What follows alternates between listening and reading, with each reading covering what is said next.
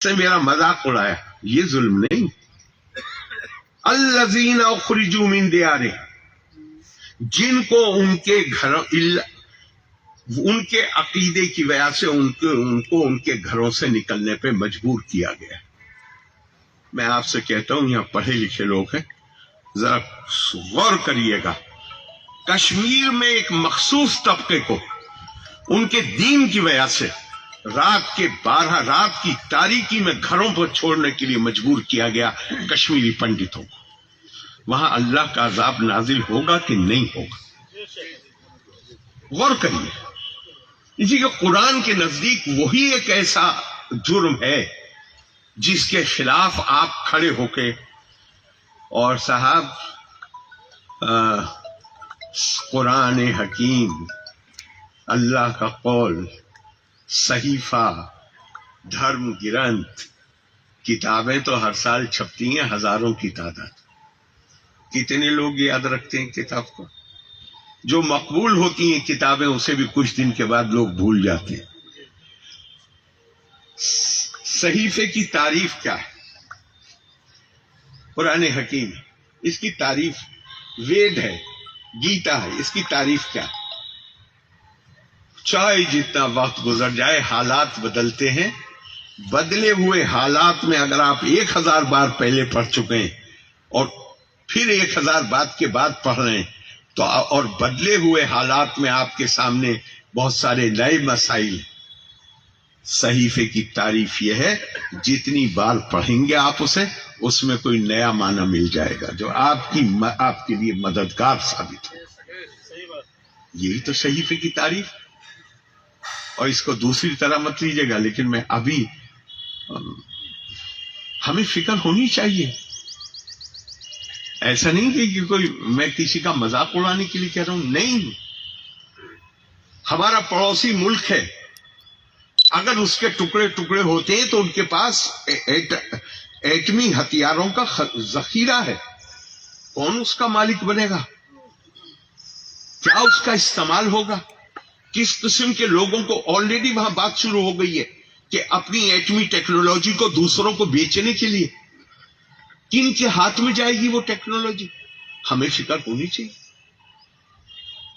ہم نہیں چاہتے وہ ملک ٹوٹے، ہماری مرضی کے خلاف بنا وہ ایک الگ بات ہے، لیکن آج کی تاریخ میں جو حالات ہیں، میں ریٹ ویٹ میں نہیں جاؤں گا کہ آٹے کا ریٹ کیا ہے اور کیا کیا ہے، لیکن یوٹیوب پہ جائیے وہ کہہ رہے ہیں کہ دل چاہتا ہے کہ کوئی طریقہ ہے ایسا کہ ہم سرحد پار کر کے ہندوستان میں چلے جائیں۔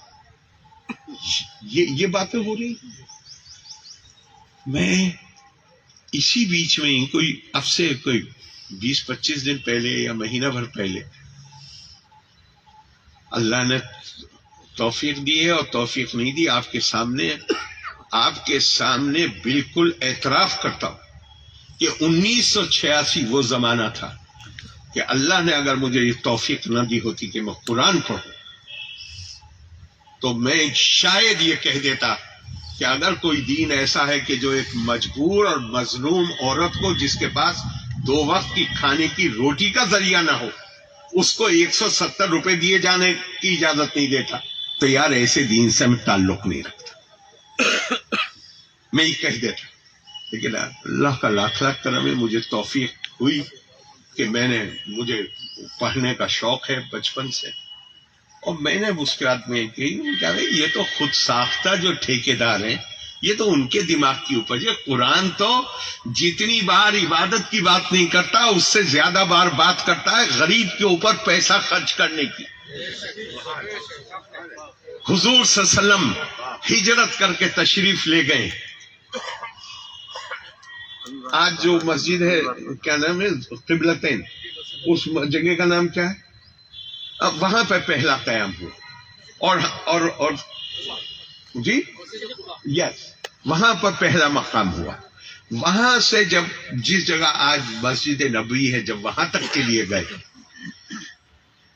تو حضور صلی اللہ علیہ وسلم سیرت کی ساری کتابیں کہتی ہیں کہ حضور صلی اللہ علیہ وسلم کی زبان مبارک پر جو جملے تھے وہی بار بار دہراتے تھے، یا ایھا الناس، افشوا السلام، آپس میں امن پھیلاؤ. ایھا الناس، مسلمانوں کو نہیں کہہ رہے، اے لوگو، یا ایھا الناس، اے لوگو، افشوا السلام، شانتی پھیلاؤ. وَأَطْعِمُوا الطَّعَامَ، بھوکے کو کھانا کھلاؤ. وَصِلُّوا الْأَرْحَامَ، جو ماں جائیں ہیں ان کا حق ادا کرو.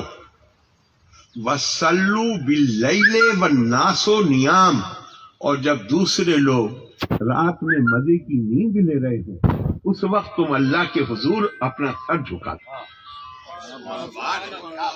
تدخلوا الجنت بسلام، اور اتنا کافی ہے. خود قرآن کہتا ہے کنتم خیر امت اخرجت للناس. مسلمان پیدا، قرآن کے مطابق مسلمان پیدا نہیں ہوتا ہے، اس کے لیے لفظ ہے یا ایھا الناس انا خلقناکم من، عورت سے پیدا کیا.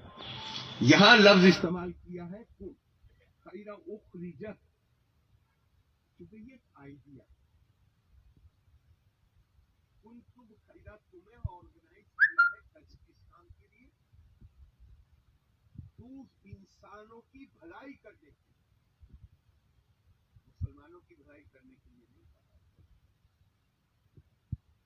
کنتم خیر امت اخرجت للناس، نام نہیں ہوگا لیکن اب سے 10-12 سال پہلے بریلی کے نامور شخصیت دلی میں میرے پاس آئے. انہوں نے اس وقت ایک تنظیم بنائی، کچھ سیاسی تحریکی ہے، وقت بھی یاد ہے مجھے، شاعری میں بھی لکھا ہوا ہے 2062 نام نہیں ہے. جو لوگ اگر خالی ہو تو نام نہیں کوئی برائی نہیں کرتے، جس جگہ پہ تو وہاں ایسے لوگوں کا نام لینا جو سیاسی بیانات دیتے ہیں وہ مجھے نہیں بلا سکتے. میرے پاس اور مجھ سے انہوں نے بڑی پیاری بات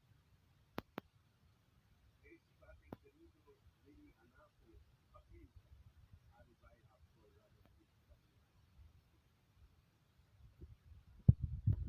اور آپ اپنی آپ کی صلاحیت کے لیے ہونا چاہیے وغیرہ وغیرہ وغیرہ. میں نے کہا آپ سب بات منظور آپ کی، آج ہی قبول. آپ ایک بات قبول کر لیجیے. بولے کیا؟ میں نے کہا میں آپ کی تنظیم کا آرڈینری ممبر بننے کو تیار ہوں، کوئی پرابلم نہیں. آپ قرآن کی اس آیت کو تسلیم کر لیجئے، کنتم خیر امت اخرجت للناس، ہم انسانوں کے لیے کام کریں گے بغیر کسی بھید بھاؤ کے، اپنے لیے کچھ نہیں مانگتا. میں نے کہا میں نے پھر ایک حدیث بھی، ہاں میں نے ایک حدیث بھی سنائی انہیں. میں نے کہا حضور صلی اللہ علیہ وسلم نے فرمایا، اور کس سے کہا؟ حکیم بن حزام سے، حضرت خدیجہ کے بھتیجے جو بہت ہی رئیس تھے. زگا حکیم الید العلیٰ خیر من ید السفلی، اوپر کا ہاتھ ہمیشہ نیچے کے ہاتھ سے اچھا ہوتا ہے. اور اوپر کا ہاتھ کون ہاتھ ہے؟ جو دیتا ہے. اور نیچے کا ہاتھ کون ہے؟ جو مانگتا ہے. میں نے کہا اس کو اپنا اصول بنا لیجئے، میں آپ کے ساتھ. لیکن آپ تو ہر وقت بات کریں گے ہمارے اوپر یہ ظلم ہو رہا ہے، ہمارے اوپر یہ ظلم ہو رہا ہے، ہمارے اوپر یہ ظلم ہو رہا ہے. بالکل ایسے لگتا ہے جیسے ظلم کی کہانیاں جب بیان ہوتی ہیں تو ایسے لگتا ہے جیسے اللہ کے علاوہ کوئی اور بڑی طاقت ہے جو اللہ کے فیصلے کو بدل کے ہمارے اوپر ظلم کر رہی. ارے بھیا، توحید کا عقیدہ یہ ہے کہ اگر میرے اوپر مصیبتیں آ رہی ہیں تو وہ میرے اعمال کا نتیجہ ہے. اپنے اعمال پہ نظر ڈالو، اپنے آپ کو درست کرو. اور صاحب مت بھولیے، کبھی مت بھولیے، انسان کو جو چیز فری میں ملتی ہے وہ اس کی قدر نہیں کرتا. مانیے یوگر میں پیدا ہوئے ہوتے، تھوڑی دیر کے لیے مانیے، چھوڑ دیجئے میں اس کی بھی بات نہیں کرتا، یوگر کی چائنا کی بھی بات نہیں کرتا. تھوڑی دیر کے لیے مانیے और मैं बहुत बहुत बहुत दुख के साथ नाम ले रहा हूं, सऊदी अरब में ही पैदा हुए होते थोड़ी देर के लिए मान। आप इस किताब को छाप सकते थे? नहीं छाप सकते ना? छाप सकते थे आप इस किताब को? अरे अल्लाह ने आपको ऐसे मुल्क में पैदा किया है,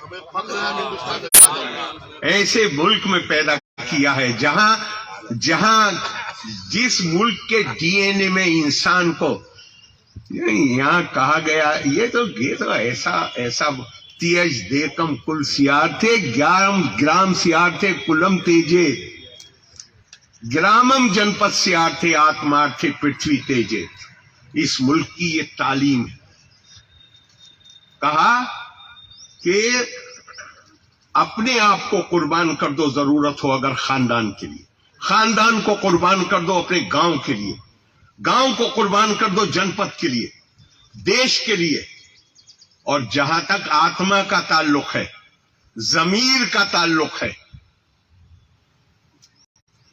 इंसान के, उसके लिए पूरी दुनिया को भी कुर्बान करना हो तो कर दो। ये वो मुल्क है भैया, यहां पे आजादी का ऐसा, इसीलिए दुनिया में आपको कोई मिसाल नहीं मिलेगी। मेरी बात पे मत जाइएगा, अल्लामा इकबाल का तो आप बहुत इज्जत से नाम लेते हैं। अल्लामा इकबाल ने कहा कि यूनान और मिस्र और रोमा सब मिट गए जहां से, बाकी मगर है अब तक नामो निशा हमारा।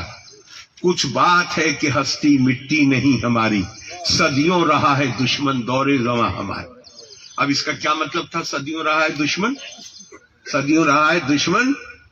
आप गौर करिए, इस मुल्क पे हुकूमत, इसे तनकीदी नजर से मत देखिएगा कि मैं किसी की तनकीद कर रहा हूं, लेकिन जिन लोगों का ताल्लुक इस मुल्क की संस्कृति से, इस मुल्क की कदरों से, इस मुल्क की परंपराओं से नहीं था, उन्होंने भी हुकूमत करी।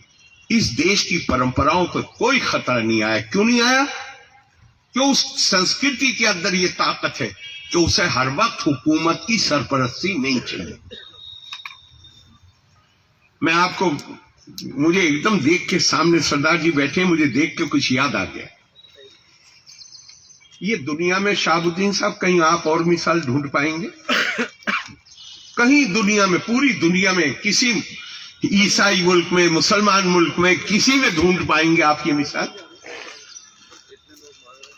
अमृतसर में गोल्डन टेम्पल हमारे सिख भाइयों के लिए वही दर्जा रखता है जो मुसलमानों के लिए मक्का मुअज़्ज़मा, मदीना, हमारे हिंदू भाइयों के लिए काशी, मथुरा, अयोध्या वही दर्जा रखता है या नहीं रखता? गुरु अर्जन देव जी ने जब उस किबले की तामीर करी, किसको बुलाया उसका संग बुनियाद रखने के